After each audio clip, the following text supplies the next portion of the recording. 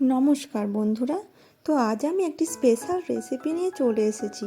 তো আজ আমি বানাবো চিকেনের স্টোমাক মানে হজমখর আর লিভার মানে হলো মেটে রান্না করে আপনাদেরকে দেখাবো। তো চলুন শুরু করা যাক রেসিপিটি। এখানে আমি আলু কেটে নিয়েছি, এখানে পেঁয়াজ কুচিয়ে নিয়েছি, ক্যাপসিকাম কুচিয়ে নিয়েছি আর টমেটো কুচিয়ে নিয়েছি। এখানে একটা বাটিতে আমি একটা পেস্ট বানাবো। তো পেস্টের মধ্যে দেবো আমি হলুদ গুঁড়ো, লাল লঙ্কার গুঁড়ো, রসুন বাটা ও আদা বাটা দিয়ে ভালোভাবে একটা পেস্ট আমি বানিয়ে নেব।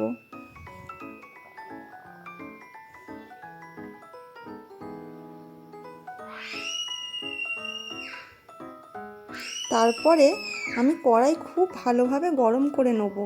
তারপর এতে আমি সরিষার তেল দিয়ে দেবো।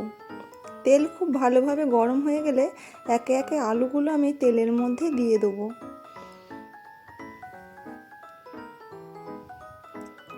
ভালোভাবে আলুগুলো নাড়াচাড়া করে ভেজে নিতে হবে। তো দেখুন আলুগুলো আমার লাল লাল করে কিন্তু ভাজা হয়ে গিয়েছে।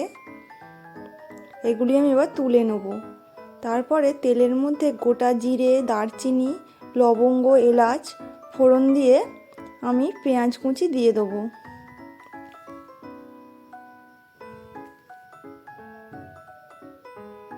পেঁয়াজগুলো ভালোভাবে ভাজা হয়ে গেলে ওর মধ্যে আমি যে পেস্টটা করে রেখেছিলাম সেটা দিয়ে দেবো।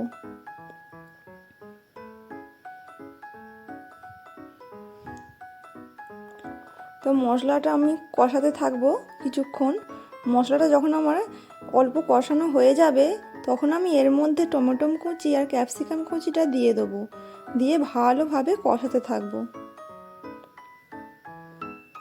তো আমার সব কিছু ভালোভাবে কষানো হয়ে গিয়েছে। আমি এবার ওই স্টোমাক এবং লিভার ওর মধ্যে দিয়ে দেবো।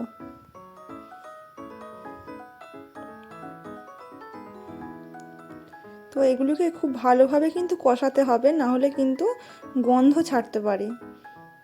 তো এর মধ্যে আমি স্বাদ মতো লবণ দিয়ে দিলাম। তো দেখুন কত সুন্দর একটা কালার এসেছে।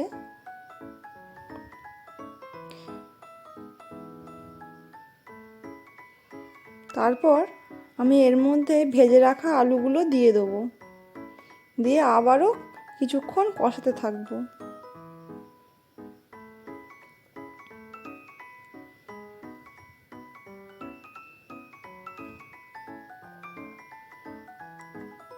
কত সুন্দর একটা কালার এসেছে দেখুন।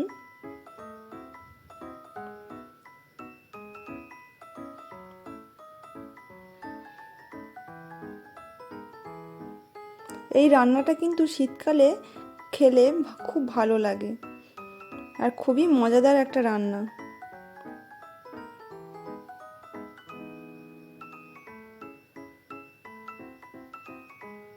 তো সব কিছু আমার ভালোভাবে কষানো হয়ে গিয়েছে দেখো।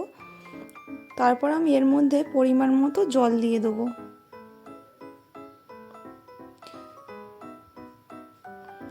এবার কিছুক্ষণ ফোটাতে থাকবো এটাকে আমি।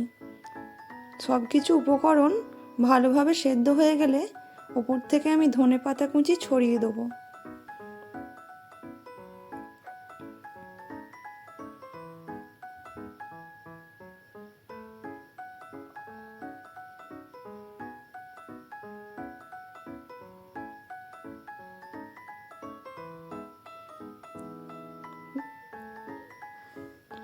তো আমার রান্নাটা একদমই কমপ্লিট হয়ে গেছে দেখুন বন্ধুরা।